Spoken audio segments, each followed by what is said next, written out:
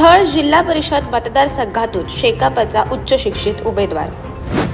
रायगड जिल्हा परिषद निवडणुकीच्या पार्श्वभूमीवर अलिबागमधील रायगड जिल्हा मध्यवर्ती सहकारी बँकेच्या सभागृहात रविवारी शेतकरी कामगार पक्षाची सभा पार पडली। यावेळी थळ जिल्हा परिषद मतदारसंघातून शेकापच्या उमेदवार म्हणून सारिका सुरेश घरत यांची अधिकृत घोषणा शेकाप सरचिटणीस जयंत पाटील यांनी केली।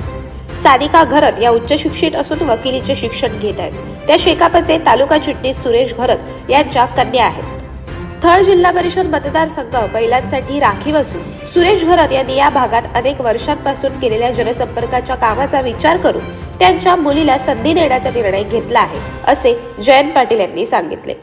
यावेळी शेकाप प्रवक्त्या चित्ररेखा पाटील, शेकाप महिला आघाडी प्रमुख ॲडव्होकेट मानसी म्हात्रे, रायगड बाजारचे चेअरमन रुपाल पाटील, शेकाप कामगार आघाडी प्रमुख ॲडव्होकेट प्रदीप नाईक, शेकाप ज्येष्ठ नेते द्वारकानाथ नाईक, शेकाप जिल्हा सहचिटणीस ॲडव्होकेट गौतम पाटील, शेकाप तालुका चिटणीस सुरेश घरत, थळ जिल्हा परिषद मतदारसंघातील शेकाप उमेदवार सानिका घरत, अलिबागचे नगरसेवक अनिल चोपडा, जमाल सय्यद आदींसह वेगवेगळ्या आघाड्यांचे पदाधिकारी, महिला व कार्यकर्ते मोठ्या संख्येने उपस्थित होते।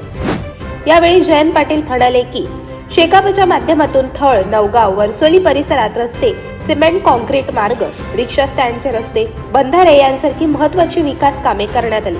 मात्र आम्ही कधीही त्या कामांची जाहिरात केली नाही। वर्सोली येथील बंधारा आपण मंजूर केला आहे, मात्र कधी फलकबाजी केली नाही। परंतु काम आम्ही करायचे आणि नारळ फोडायला विरोधक पुढे, हा सध्याचा राजकीय प्रकार असल्याची टीका त्यांनी केली। दरम्यान शिंदे गटाच्या मानसी दळवी यांना जिजाऊ पुरस्कार देण्यात आला। यावर घणाघाती टीका करत जयंत पाटील म्हणाले की शिव्या देणाऱ्यांना जिजाऊ पुरस्कार दिला जातो, ही अत्यंत दुर्दैवी बाब असून तो राजमाता जिजाऊंचा अपमान आहे।